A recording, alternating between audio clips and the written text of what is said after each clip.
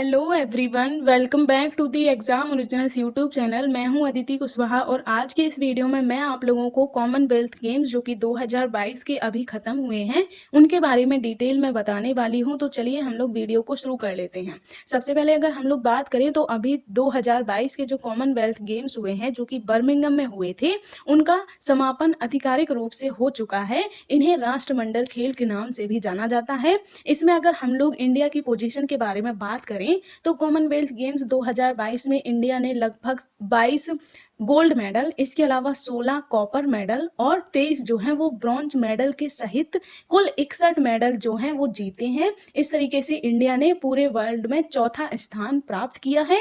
इसके पहले जब हुए थे 2018 में, उसमें इंडिया ने 26 गोल्ड जीते थे और उन सबके साथ अगर हम लोग बात करें तो 66 मेडल जीतकर तालिका में तीसरा स्थान हासिल किया था। यानी कि पिछली बार जो कॉमनवेल्थ गेम्स हुए थे उनके कंपैरिजन में इस बार इंडिया जो है वो चौथी पोजीशन पर आ गया है। तो इस तरीके से आप लोग इसके बारे में याद रख सकते हैं। 2018 में गोल्ड कोस्ट में हुए थे, तो इसके बारे में भी आप लोग याद रखिएगा। अब अगर हम लोग 2022 के गेम के बारे में बात करें तो इसमें जो फर्स्ट नंबर पर आया है वो ऑस्ट्रेलिया है। ऑस्ट्रेलिया ने टोटल 178 मेडल्स जीते हैं और इस तरीके से वो जो है वो टॉप पर बना हुआ है। उसके बाद दूसरे नंबर पर इंग्लैंड का नंबर आता है जिसने 175 मेडल्स जीते हैं और कनाडा तीसरे नंबर पर आता है जिसने 92 मेडल्स जीते हैं। तो इस तरीके से इन तीनों देशों के बाद चौथे नंबर पर इंडिया आता है। तो इस तरीके से आप लोग इसके बारे में याद रखिएगा। तो ये जो है वो टॉप कंट्रीज के नाम है, तो इनके नाम आप लोग ज़रूर याद रखिएगा। अब हम लोग आगे बात कर लेते हैं। ये मैंने पूरी लिस्ट डाल दी है, यहाँ पर आप लोग देख सकते हैं कि जो टॉप 10 कंट्रीज़ हैं जो कि कॉमनवेल्थ गेम्स 2022 के जो हुए हैं उनमें टॉप किया है, तो इनके नाम मैंने आप लोगों को यहाँ पर दे रखे हैं। साथ ही किसने कौन सा मेडल जीता है, कितने मेडल जीते हैं, इसके बारे में भी आप लोग देख सकते हैं। तो ऑस्ट्रेलिया जो है वो टॉप पर है। ऑस्ट्रेलिया ने 67 गोल्ड, 57 कॉपर और 54 जो है वो ब्रॉन्ज मेडल जीतकर कुल 178 मेडल्स जीते हैं। उसके बाद इंग्लैंड, कनाडा, इंडिया के बाद 5वें नंबर पर न्यूजीलैंड आता है। उसके बाद 6वें नंबर पर स्कॉटलैंड आता है, फिर 7वें पर नाइजीरिया, 8वें पर वेल्स, 9वें पर साउथ अफ्रीका और 10वें पर मलेशिया। तो इस तरीके से आप लोग इन टॉप 10 कंट्रीज़ के नाम भी याद रख सकते हैं। अब हम लोग आगे बात कर लेते हैं कॉमनवेल्थ गेम्स 2022 के बारे में। तो इनकी जो शुरुआत है वो 28 जुलाई से हुई थी और 8 अगस्त को इनका आधिकारिक रूप से समापन हो चुका है। इनका जो आयोजन है, यानी कि जो 2022 के कॉमनवेल्थ गेम्स हुए हैं, इनका जो आयोजन है वो इंग्लैंड के बर्मिंघम सिटी में किया गया था। वहाँ पर भी अलेक्जेंडर स्टेडियम है, उसमें ये जो गेम है वो खेले जा रहे थे। तो इनके बारे में आप लोग याद रख सकते हैं। इस बार इन गेम्स में लगभग 72 देशों ने पार्टिसिपेट किया था और 2022 के लिए कॉमनवेल्थ गेम्स का जो मोटो रखा गया था वो था sports is just the beginning. तो इसके मोटो के बारे में भी आप लोग ज़रूर याद रखिएगा। अब अगर हम लोग बात करें अगले जो कॉमनवेल्थ गेम्स होंगे जो कि 2026 में होंगे, क्योंकि कॉमनवेल्थ गेम्स जो हैं वो 4 साल में होते हैं। जैसे कि मैंने बताया पिछली वाले जो हुए थे वो 2018 में हुए थे और वो गोल्ड कोस्ट में हुए थे।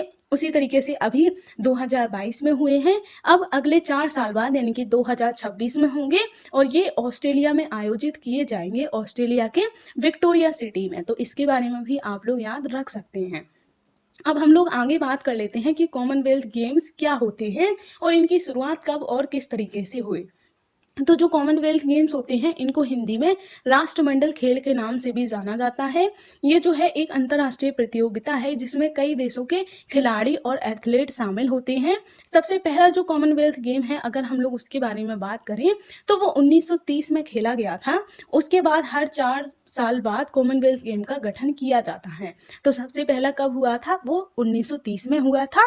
तो इसके बारे में आप लोग याद रखिएगा। और 1930 में भी ये कहाँ पर हुआ था, तो ये कनाडा के हैमिल्टन शहर में हुआ था। तो इस तरीके से आप लोग इसका नाम भी याद रख सकते हैं कि पहले जो कॉमनवेल्थ गेम्स हुए थे वो कनाडा में आयोजित किए गए थे 1930 में। उसके बाद लगातार 4 साल बाद जो है वो कॉमनवेल्थ गेम्स हर बार आयोजित किए जाते रहे हैं।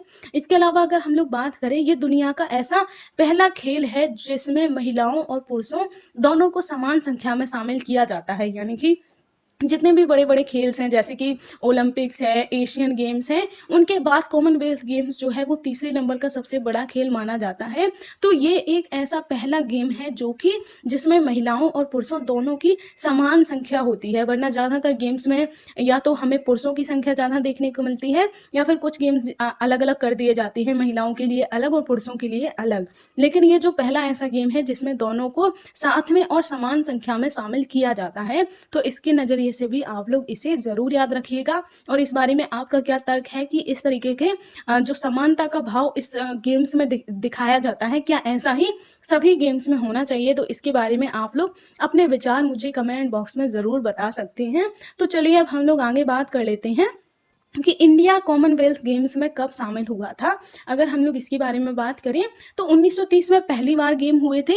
उसके बाद जब दूसरी बार हुए थे यानी कि 1934 में, क्योंकि 4 साल बाद होते हैं, तो उसमें ही इंडिया जो है उसने पार्टिसिपेट कर लिया था। तो इस तरीके से हम लोग कह सकते हैं कि दूसरे जो कॉमनवेल्थ गेम्स हुए थे उनमें इंडिया भी इसमें शामिल हो चुका था।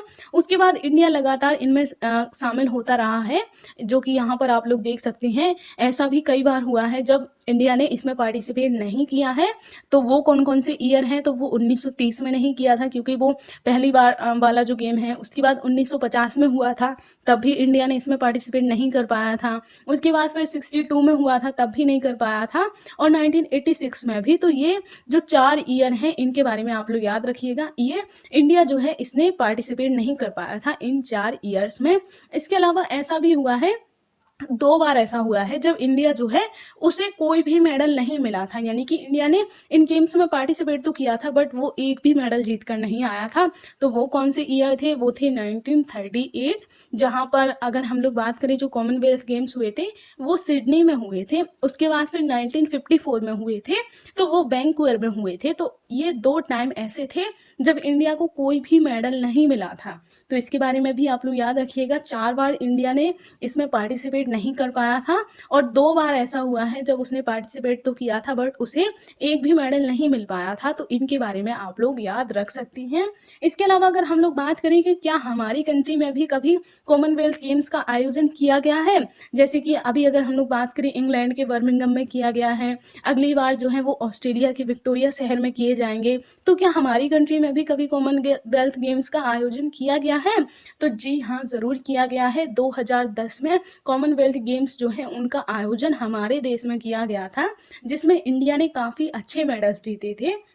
इंडिया ने लगभग 39 गोल्ड, 26 सिल्वर और 36 जो है वो ब्रॉन्ज मेडल के साथ कुल 101 मेडल जो है वो जीतकर तालिका में दूसरा स्थान हासिल किया था। यानी कि अगर हम लोग बात कहें तो 2010 में जो कॉमनवेल्थ हमारी कंट्री में आयोजित किए गए थे उसमें इंडिया जो है वो फर्स्ट नंबर पर आया था, और ऑस्ट्रेलिया उस टाइम भी फर्स्ट नंबर पर ही आया था। उस टाइम ऑस्ट्रेलिया ने 180 मेडल जीते थे। तो इस तरीके से आप लोग इसके बारे में भी याद रख सकते हैं। ऑस्ट्रेलिया जो है वो गेम्स के मामले में काफ़ी अच्छा माना जाता है, और कॉमनवेल्थ गेम्स में ऑस्ट्रेलिया ज़्यादातर हमें टॉप पर ही देखने को मिलता है। तो हमारी कंट्री के बारे में भी आप लोग याद रख सकते हैं। हमारी कंट्री दूसरे नंबर पर भी आ चुकी है, और जो 2018 में हुए थे उसमें तीसरे नंबर पर आई थी, लेकिन अभी जो 2022 में हुए हैं तो उसमें चौथे नंबर पर आई है।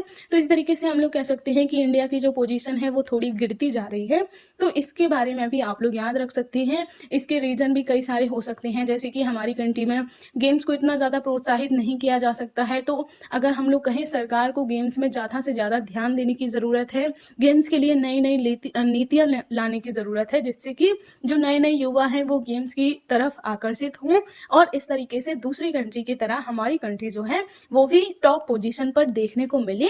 तो इस तरीके से आप लोग इसके बारे में भी याद रख सकते हैं। यहाँ पर भी मैंने डाल दिया है कि किस कंट्री ने कितने मेडल जीते हैं, और यहाँ पर हमारी कंट्री के बारे में दिखाया गया है कि हमारी कंट्री जो है उसने अभी तक कितने मेडल जीते हैं इस बार के गेम्स में, और कब कब पार्टिसिपेट किया है, तो वो भी यहाँ पर दिखा रखा है। इसके अलावा अगर हम लोग बात करें हमारी कंट्री की जो पीवी सिंधु है वो फ्लैग बियरर बनी थी ओपनिंग के टाइम पर। तो इनका नाम भी आप लोग ज़रूर याद रखिएगा। और एंडिंग के टाइम पर हमारी कंट्री के जो फ्लैग बियरर बनते हैं, यानी कि ओपनिंग के टाइम पर भी और क्लोजिंग के टाइम पर भी, दोनों के टाइम पर जो फ्लैग बियरर बनते हैं वो ओपनिंग के टाइम पर पीवी सिंधु थी, और एंडिंग के टाइम पर या फिर हम लोग कहीं क्लोजिंग के टाइम पर तो उस टाइम निखात जरीन और शरथ अचंता जो है वो फ्लैग बियरर बने थे। तो इनके नाम भी आप लोग याद रख सकते हैं। तो आज के वीडियो को हम बस यहीं तक रखते हैं। वीडियो कैसा लगा ये कमेंट बॉक्स में ज़रूर बताइएगा। वीडियो से रिलेटेड कोई भी कन्फ्यूजन, कोई भी डाउट हो तो वो भी आप लोग मुझसे कमेंट बॉक्स में पूछ सकते हैं।